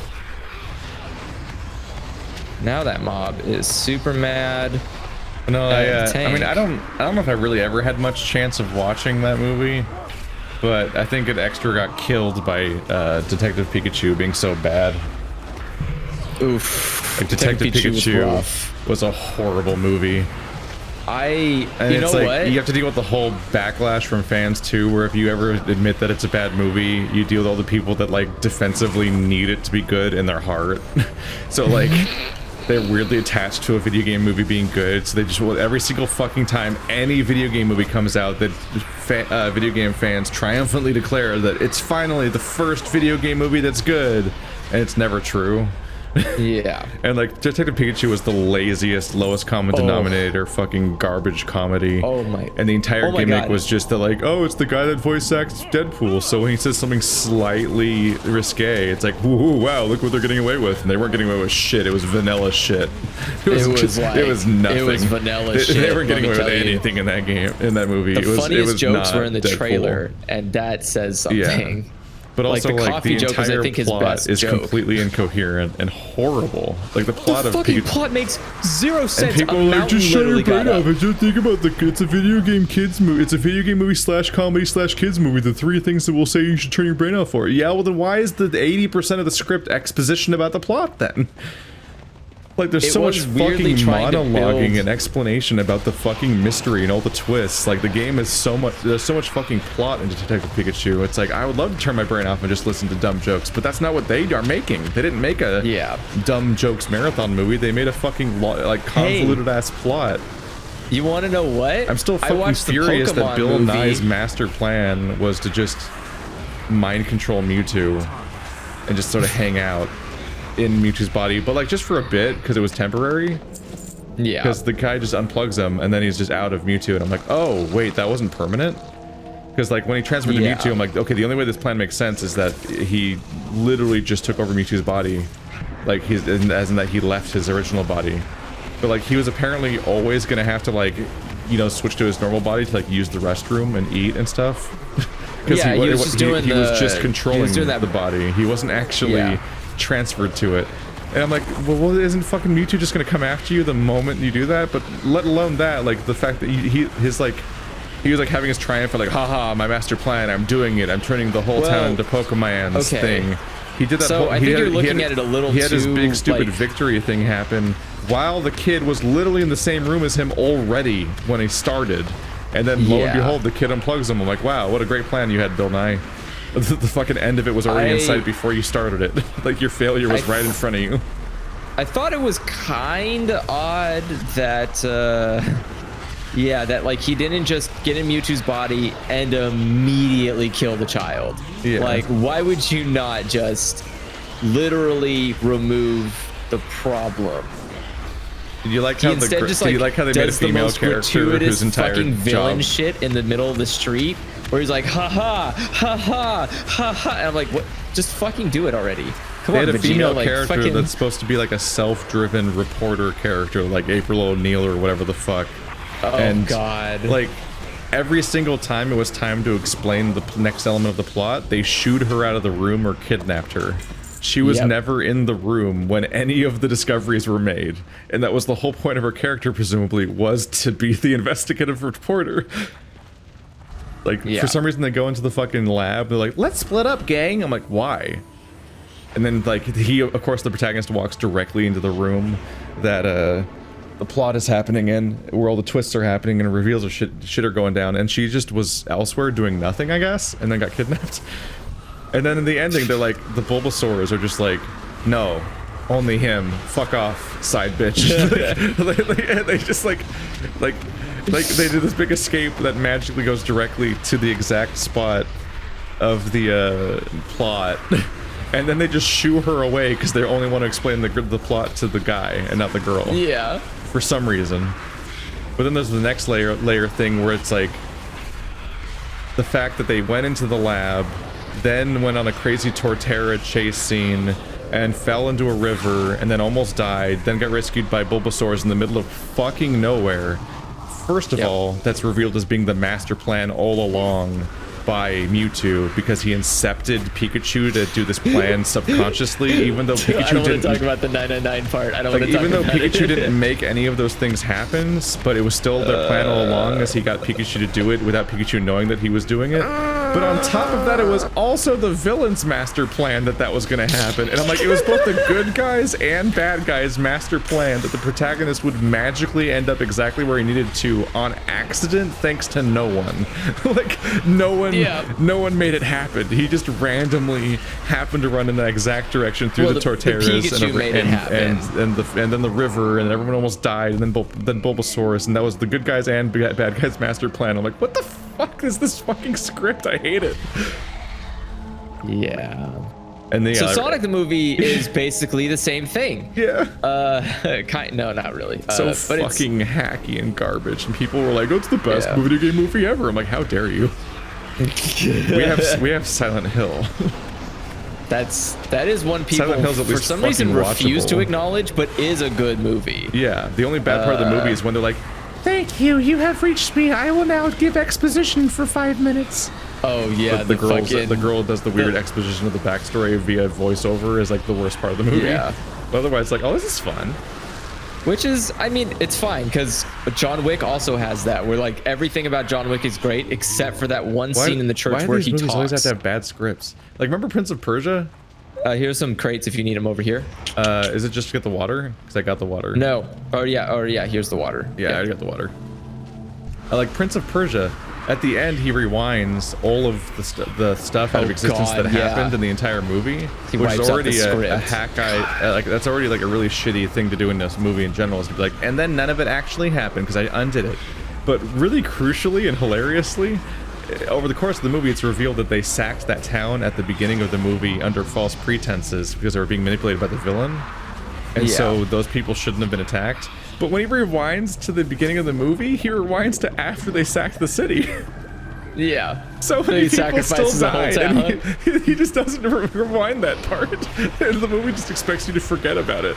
And I'm like, wait a minute. Is he the baddie?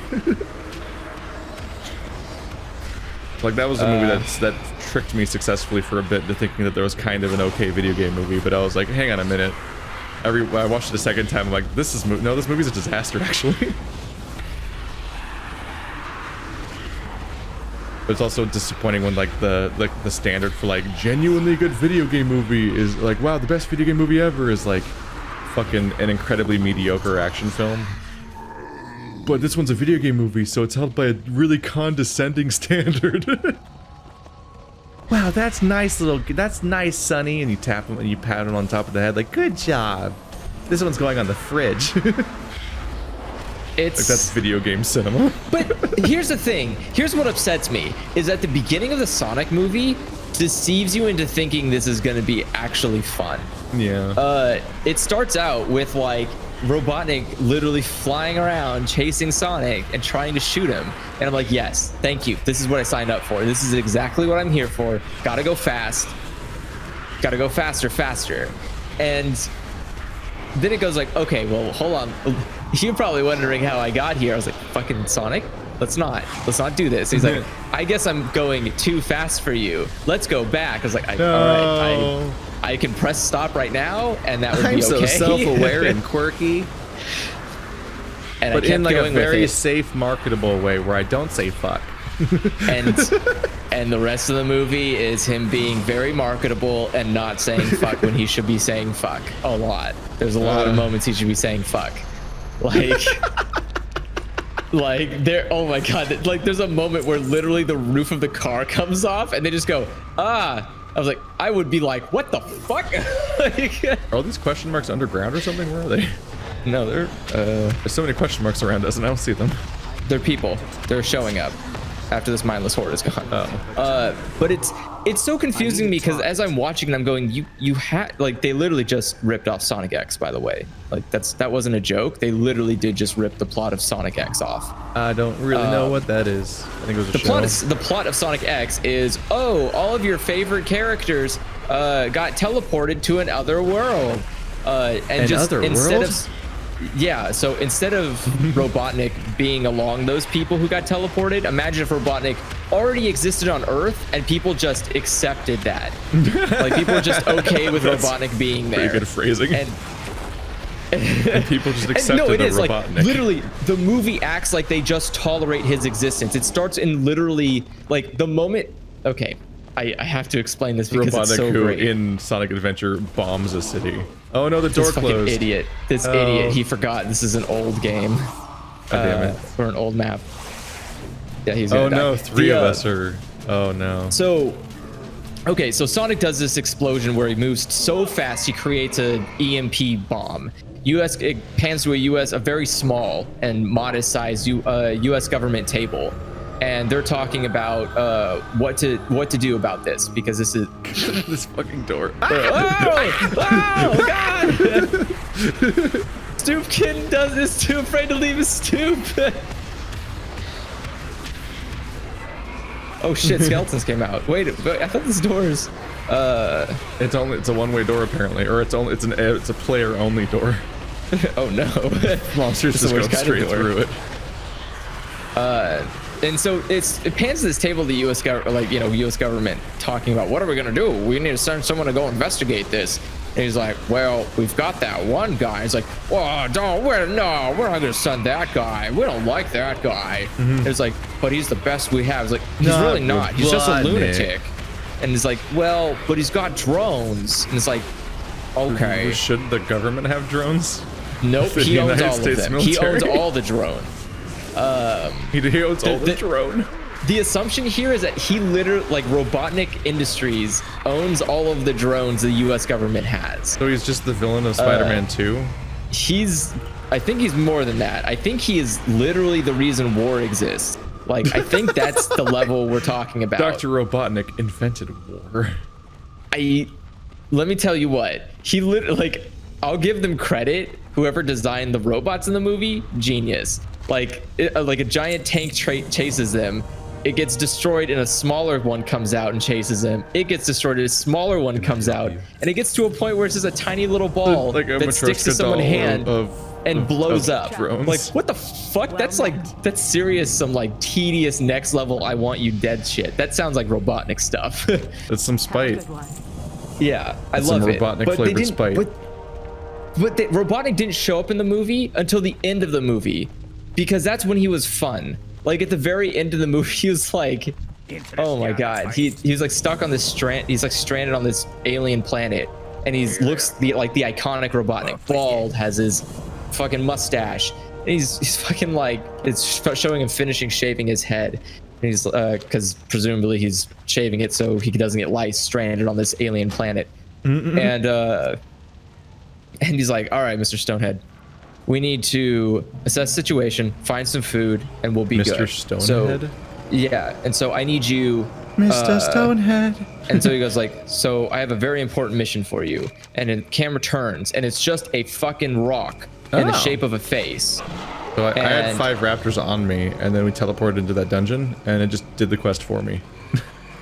Awesome. I don't have to deliver them, it just counts as done. And then Pans shows a rock. He grabs the rock and he says, I need you to scout ahead. And he throws the fucking rock and he starts cackling just to himself on this fucking island or this planet alone. And he picks up the rock again and he says, scout ahead. And he throws the fucking rock again. Perfect. That's what the whole movie should have been. Just that. And it would have been a much better Sonic movie. Oh, so close. Yeah, I'll close. probably just never watch it. It's unfortunate, and I feel bad for the I guy just- because I he just is don't- like I just every don't time care. there's a buddy, like a human CGI buddy cop movie, he's the guy. There's like that picture. We did watch a movie last night though, where I was like, "Hey, Stephanie, want to watch Trash?" I was like, "I'll watch Trash," and we watched Sucker Punch. Oh gosh. And that movie's just glorious trash. It's actually like, it's weirdly good in a way that people will never give it credit for. What do you want? Catch you on the flip side. It's way better than it should be on like every possible standpoint. It's bizarre. Like the cinematography is really creative and it's really fun to watch, and like crazy inventive things are happening, all in service of a plot that like is essentially 5 minutes of story stretched over a movie because it keeps pausing to do an anime music video. But there's like it's just a lot of fun. I mean, and she ended up liking a lot too, and it's like, yeah, turns out this is just kind of an alright movie, and it'll never get credit for it. But it's from back when Zack Snyder was known for 300 and not terrible superhero movies. It's like that style and so on. And then, man, I wish he kept making those kinds of movies. It almost feels like Sucker Punch failed, and so he was like, fine, I'll never make a fun movie again. I'm just gonna be miserable forever now and make a movie about miserable people where everything's gray and everyone's screaming and punching each other. Jeez. I'm too dark to be real Superman. I'm edgy Superman that kills and fucks. I mean, look, if that wouldn't be the first person to make something out of spite. Yeah. So it's possible. There's also like, I feel like part of the reason why Sucker Punch didn't do well is that it's a satire of anime, which is a really specific weird thing to do with the high budget I almost said AAA, a high budget live action made for Western theaters Hollywood movie. It would help if anime was just it's like a weird choice, bit more popular in the mainstream. Because it immediately, like the first fight is a schoolgirl with a samurai sword fighting a giant mechanical samurai that's like 30 feet tall, and every time she gets hit, she like hilariously does like that like trough of like gouged floor as she gets like pushed back and everything, like in Dragon Ball Z and stuff, and I'm like, huh. And then like there's just these little moments about like the weird treatment of women and so on in that medium where she's like, they wake up like from a role play and this girl's like, because she was about to get lobotomized, and she's like, hang on, what the fuck is this role play? Like, okay, the schoolgirl costume, sure, I get it, and like the helpless and silent patient, cool, fine, that can be hot, but lobotomized vegetable, what the fuck? Like, so she's like depacking like the weirdness, and then Stephanie was like, yep, and she's like, yeah, there's an anime about vegetable ladies. Like she's just looking at me knowingly like, yep, I've seen an anime about exactly the thing that they're making fun of right now. Because anime does that shit. I mean, yeah, if you can think of a topic, there's an anime for it. Yeah. That's the curse of the medium. Which is, it's also like a blessing. There's some really cool mangas that come out of like allowing random shit to exist in that medium. Can't find research interns. Where are they? Yeah, I can't find the interns. They're all saved already. You'll see running people. Like people will be running around on fire.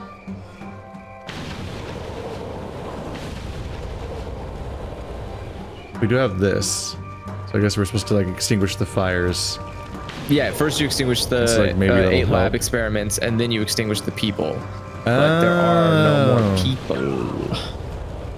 That happened on its This guy own, already separately extinguished for all me. of them like an asshole. Like an asshole.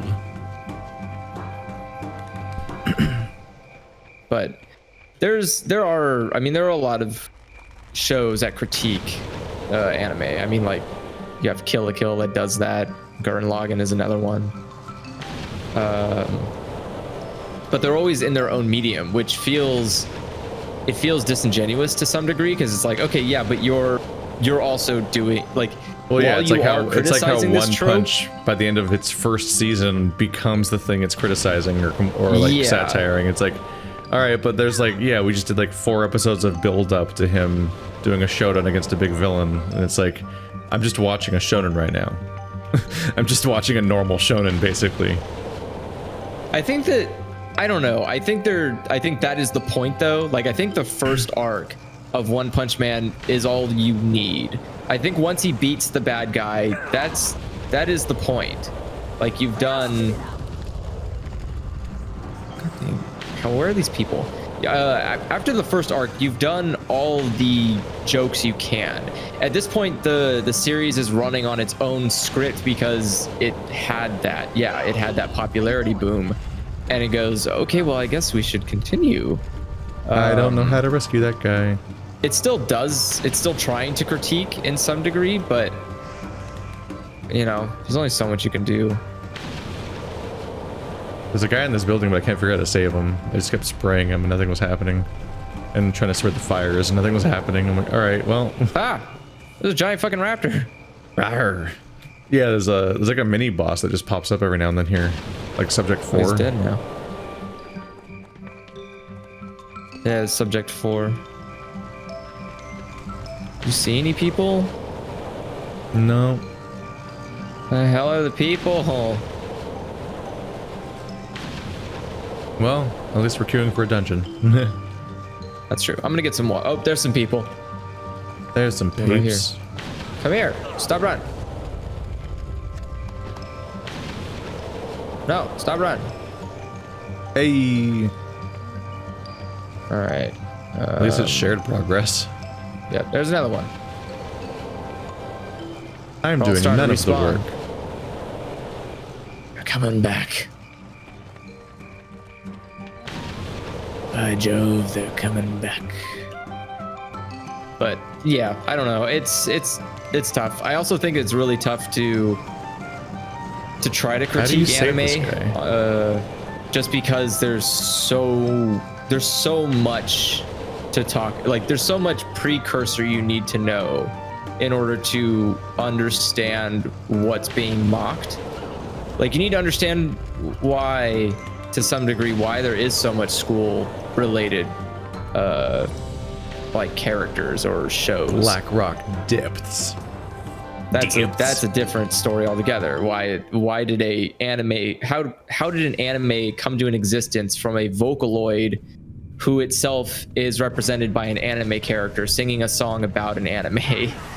Like, there are some weird fucking places you can find yourself in with anime, and I think that is a requirement in knowledge before you start. Well, one, before you start critiquing, but two, before you can even start understanding just how much of a critique this is. Like, it seems, it seems easy to pick fun at the whole school kid thing, but there is a reason for that genre to exist outside of, like, the obvious of, like, well, it's relatable to kids. Like, a lot of it is supposed to be, like, inspirational in the tone of, like, you have your youth, you can be anything you want to be, kind of deal. But that's only because everyone who's making it knows that the reality is shittier. Like, reality is very bland and boring. Every day is everyone riding a fucking train to work. That was so incredibly distracting to me, by the way, as I finished Attack on Titan, which I think we'll do a podcast on at some point. Just discuss that science mess. Do research then. What really fucked with me is I was like reaching the end of season 3, and there's just a throwaway line where they're like chill out, he's 15. I'm like, oh right, what the fuck? These characters are supposed to be like 15-year-olds. What the fuck? They don't look, sound, or act like 15-year-olds, but they're 15-year-olds for some reason. I'm like, what the? Why? Yep. What? This story has no reason to be about people that young. Like, That's 20, where it becomes like, a shonen. I'm just like, 23 is young. Like, you can be 23 and still be like exactly these kinds of like kind of naive, kind of young, kind of inexperienced people, but they're fucking 15, and I'm like, what the fuck? Excuse you. So, do you not remember Battle Royale? Youth are the ones that are supposed to die. The older are the ones that are busy keeping the economy afloat. Come on, man. 2 whole Battle Royale movies. You couldn't figure this out? God, the second one's so bad. The second one is very bad. It is unfortunate and a crime almost that the second one is so bad. The one, number one is just, it is fun on a lot of levels. It really is a lot just going on in Battle Royale 1. But 2 felt very much like a we're showing up because we had it, buddy. No, 2 is just noise. Oh, because it doesn't have any theme. Like the theme But also, is that like, they the did actual, it again. everything you're told which in is- the movie is contradicted mostly. Because the first Well, one that too. is like this big culling. So the point is to just have these people go at each other and arbitrarily one of them will live and who cares, whatever. Yeah. But the second movie, specifically, it's like these people are terrorists and they need to be wiped out. So we're sending like 100 kids at them with exploding collars to force them to do it, like in Suicide Squad. Yep. But there's like a bunch of things we're gonna add that randomly, arbitrarily hobble our own force and their ability to attack. Like they do the they do the fucking danger zones where if you enter any of those zones, your collar explodes and kills you, and it's like, and they Well- change randomly for no reason at different intervals, and it's like they're just killing their own attacking force at random for no reason while they're trying to attack. It's like, do you want the mission to succeed or not? Because like they're just arbitrarily killing their own soldiers throughout that movie at random, basically. Like it's not even like, oh, this is to encourage you to go to the right spot. Like you're being like, if it was like a series of squares that were like behind them and pushing them forward towards the enemy, then it'd be like that's how you force them to fight. But it was literally just blowing up random people within the group for no reason at random, basically. It's like, do you just actively want this mission to fail? Like, what the fuck is the goal here? I mean, It was like totally incoherent, and Hunger Games just blatantly stole every single element of specifically Battle Royale 2, and then used them in a coherent way. Like the damage zones, the weird supply drops, every single one of those things was recontextualized in Hunger Games in a way that made it actually fit the story instead of actively contradicted.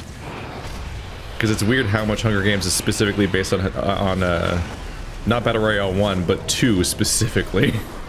It has every single one of those aspects, but they're not fucking, they don't feel random and arbitrary and confusing.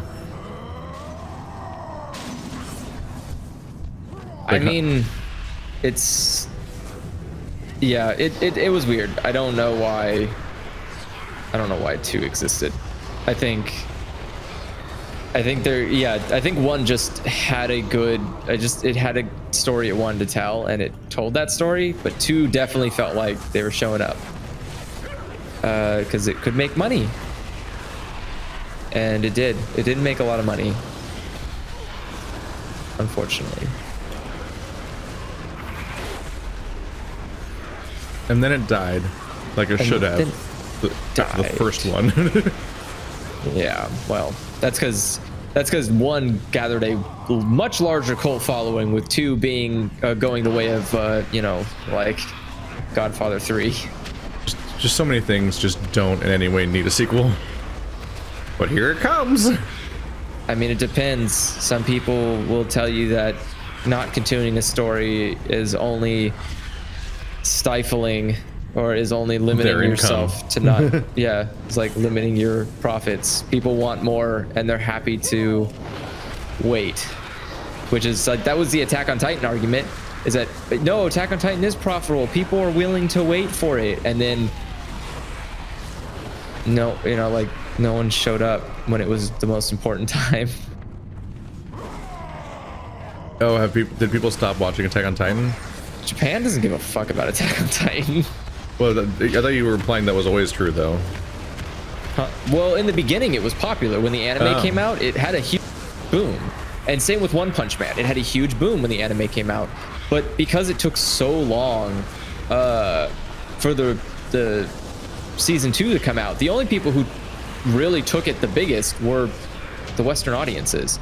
Japan was like, done. Like, it happened so long ago. Didn't it take Not a 4 big deal. years? Yeah. I'm always late when Attack on Titan gets updated anyway, because I never have any idea it happened.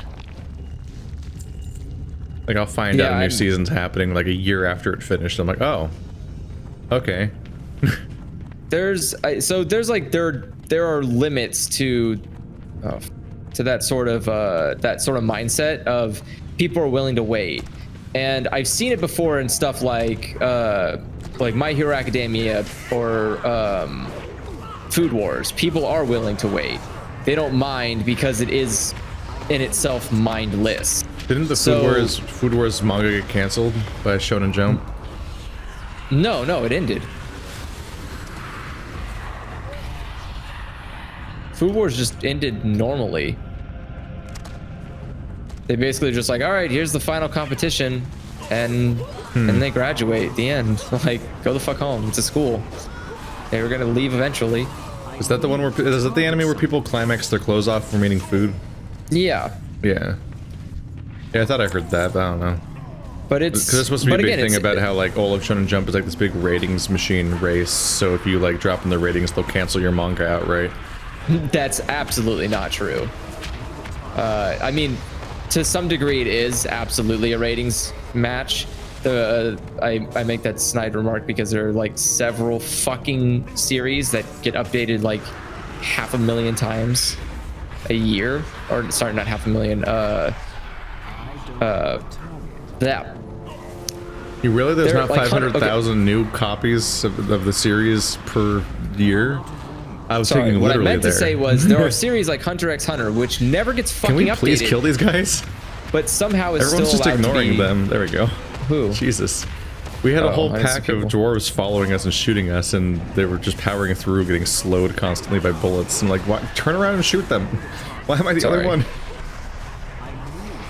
But no, like there are series like Hunter x Hunter and stuff that don't update frequently, even though they're supposed to, and they're still somehow part of the lineup. Well, aren't those popular though? I mean, sure, but if nothing comes out after a certain time, is it fair to compare that to something, you know, like to something else? Like it's only popular because people don't want it to be canceled. They're like, it's like the same problem Bleach had. Bleach is finishing next year, they say. I didn't know if Bleach is existed. Done. It's been done. Every time I take any information from anybody, it contradicts what everyone else says. You're talking about the anime. So the anime is coming back. I thought you said the anime got canceled ages ago. The anime got canceled ages ago. Yeah. Oh, so they're bringing it back to finish it? For some fucking reason. I think it's because Western audiences. I think they know they can make a buck off of it. Yeah, people liked it. Japan definitely doesn't give a fuck about Bleach. Bleach is my prototypical example of like just watch the first story arc and then move on in a shonen, or watch the second story arc. Because like a shonen's like, here's the first season is establishing the cast and the roster and like the status quo and whatnot. Then the second season is all about subverting that and escalating things and like blowing the whole thing wide open. And oh my god, you gotta unlock something special in yourself to continue, and then you can just stop. Because most shonen will just do that 12 more times until they finally get canceled or something. Yep.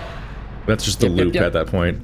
So yeah, you just you watch the first season of Bleach, where you meet all the cast of characters and you get to know them and care about them and so on.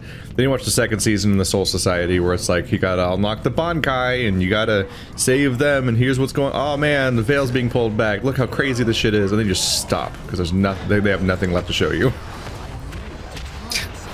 He's just gonna keep unlocking Bankais called other things for the rest of the show. Like, I get it. I've seen Dragon Ball Z. Super Saiyan 2, Super Saiyan 3, Super Saiyan Fusion, Super Saiyan God, Super Saiyan, Saiyan. Then Giant Monkey Super Saiyan. And then like, you gotta go to the Hyperbolic Time Chamber in order to get powers this time. Then you gotta do this thing to gain powers this time, and power from within. And also someone will just skip ahead arbitrarily in the power scale just because the story needs to happen, whatever. Tournament arc. They brought back Dragon Ball Z after being gone for like a decade or two, and then they're like, you know what this show needs? A tournament arc. And they're like, yeah, more tournament arcs. Like, fuck you. Dragon Ball Super is an interesting experience that almost nobody, I think, universally enjoyed. It was interesting. Dragon Ball Z is basically how do I explain Dragon Ball Z in a relatable way? Everyone knows what Dragon Ball Z already is. You don't have to fucking explain anything. Well, I mean, it's why the anime example. Well, but it's not. I mean, okay, there are other animes. Yeah, but it's the one that people already know. It's like of all the anime you can assume people know already. No, it's I like know people Pokemon understand what Dragon Dragon Ball Z is. I'm not trying to explain the plot of fucking Dragon Ball. What I meant was the reason why Dragon Ball is so prolific in culture in general, or especially in Japan culture, like why it's just like so fucking popular. It's just like a can do no wrong series, it feels like, because it's the one that basically broke anime to the greater world. It was like, it's the one that was the most commercial successful internationally, and it brought anime to the stage that is now like $1 billion industry. So it's like so you do that because you go like, man, what if we just brought back one of the greats? And you know who's in charge of that? A really scummy, greedy company called Toei Animation. They're like, yeah, we own the license to this. Toriyama doesn't give a shit. Let's go. Then you had Dragon Ball Super, where Goku literally drives a fucking car and gets shot by a gun. It's fucking dumb. Dragon Ball Super starts out like a slice of life show. So every episode, it's all episodic, where it's like, haha, today Trunks and Goten had fun on a cruise ship because Bulma's incredibly unhealthily rich. Like, and then that's it. That's the episode. And then it goes to the next episode. It has no connection. It doesn't matter. It's just, what do Dragon Ball characters do in their super fluffy, everything's great world until it's not? That was not a good idea, sir. Half the party is gone. Bye. Leave him to die. He left us to die. Oh, that's me. I left. I'm out. I guess I left too.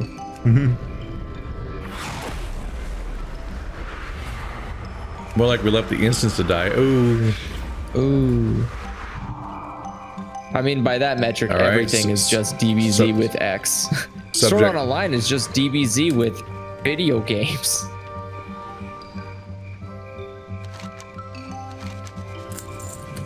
Wait, I will say it's funny that because he's describing a genre. That's just what shonen is. Yeah, well, it is Dragon Ball Z with blah. Okay, well, calm down. It's a genre of shonen. There are multiple types of shonen. Not all of shonen. Whatever you call power level anime.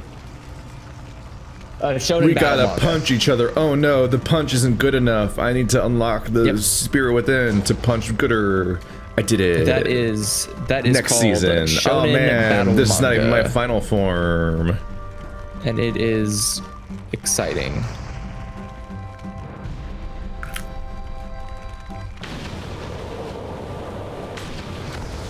I did it again. It's the quest I do wrong every time. Then I remember, oh right, I'm supposed to be doing something.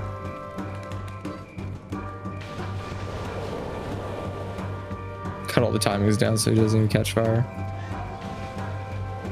It's such a margin of error. You basically have to spray him once. Yep.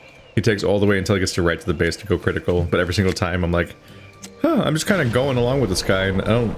Oh my god, he's walking sideways. I'm always like, I kind of missed what I was supposed to do, but no, it seems to be going fine. I guess just defend him or something. Then he explodes, and I'm like, oh fuck, yeah, it's going critical. Where's the And like I scramble to find the I always like scramble to find the fire extinguisher on my like screen and then figure out how to aim it in time, and it always blows up just in time that I did right when I figured it out. I'm like, fuck. This is like my third character where I've had to like restart this quest after the first time just because I just flub it. No, God. Did you also, is that what you were talking about earlier when he got like sideways? Yeah. He like just bugs out. I was like, sir? Sir? Are you okay? Are you gonna be okay? But I'm super over power level anime. It does get tedious after you've seen like 300 of them and you're like, oh, buddies, I think I get the gist. It's kind of like why really bad video game movie plots are really bad, is because they take the most generic of the most generic. They're like plots you can literally guess before it even happens. And you're generally right. it's I don't know. Help you with something? It's upsetting because We're there talking are about some really. Are we talking about there video are game good adaptations ones. again or something?